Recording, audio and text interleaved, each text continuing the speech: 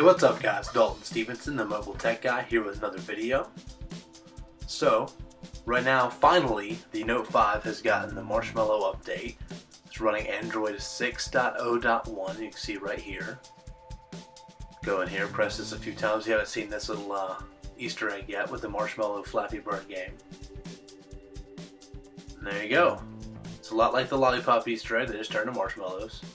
And it's still impossible to play this game. So if you find this Easter egg, just know it's going to cause you a lot of pain and heartache, and it's okay. That's I guess what it's there for. I don't know. But anyway, let's look at what's actually changed on here. For starters, the fingerprint sensor has gotten a lot better. And at first, I thought maybe this was just in my mind. But the more and more I've used it, the more I've realized that it is just more accurate and faster. I guess because fingerprints are built in. You'll also see a new animation here when you pull up your menus, and also different colors. Looks a little bit different.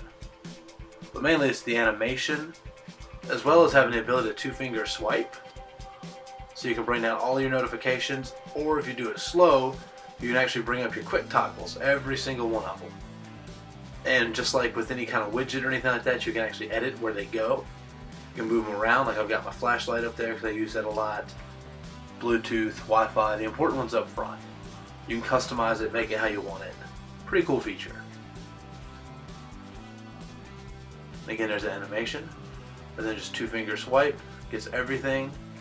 You can also press this little down arrow, or two-finger swipe again to get to the rest of it.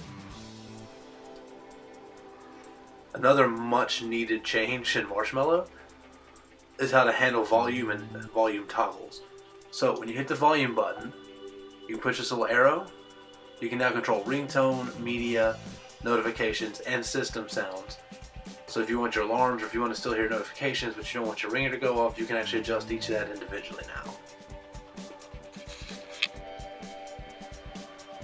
So right here, the animation for the app drawer looks very similar to the multitasking to Lollipop, but it gives you more information. The cards seem like they're a little bit bigger, almost like a page.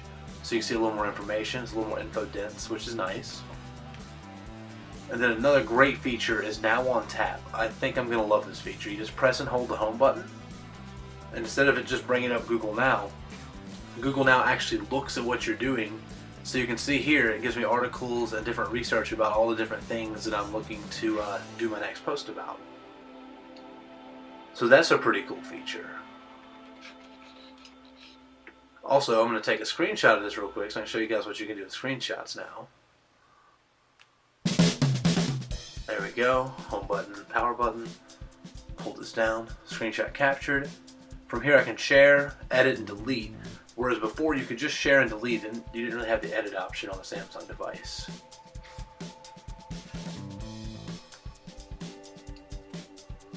So the rest of the changes you won't be able to see, but you'll be able to feel. For example, one that I feel has been very needed for a long time. You go into the menu here, go to Applications, go to Application Manager, and then give me a second while I find what is, in my opinion, one of the most obnoxious apps for this. Get down here to T for Twitter, there's S. Here we go. Twitter. So Twitter, you can actually hit permissions, and you'll see here Twitter has a lot of permissions that may or may not really make sense. I don't really want it to have microphone access. Doesn't need to have access to my phone. I don't want text messages or anything like that sent to Twitter. Doesn't need to access any kind of SD cards or storage. And I personally don't like having my location on there either.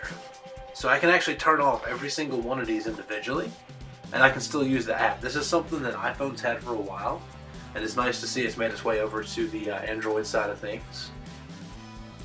Another huge difference that you won't see so much as you'll feel is battery life, doze.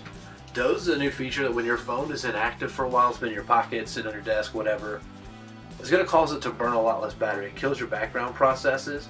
So you can see here when I've been using my phone and when I haven't.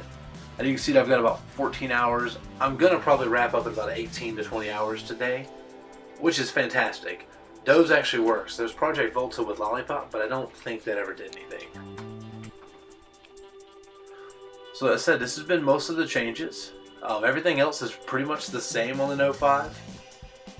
But I just want to show you guys a quick video of the changes. Of course, as always, like the video, give it a thumbs up. If you're new here, subscribe. New videos come out once a week. And as always, I hope you guys have a great week and make it awesome. Thanks.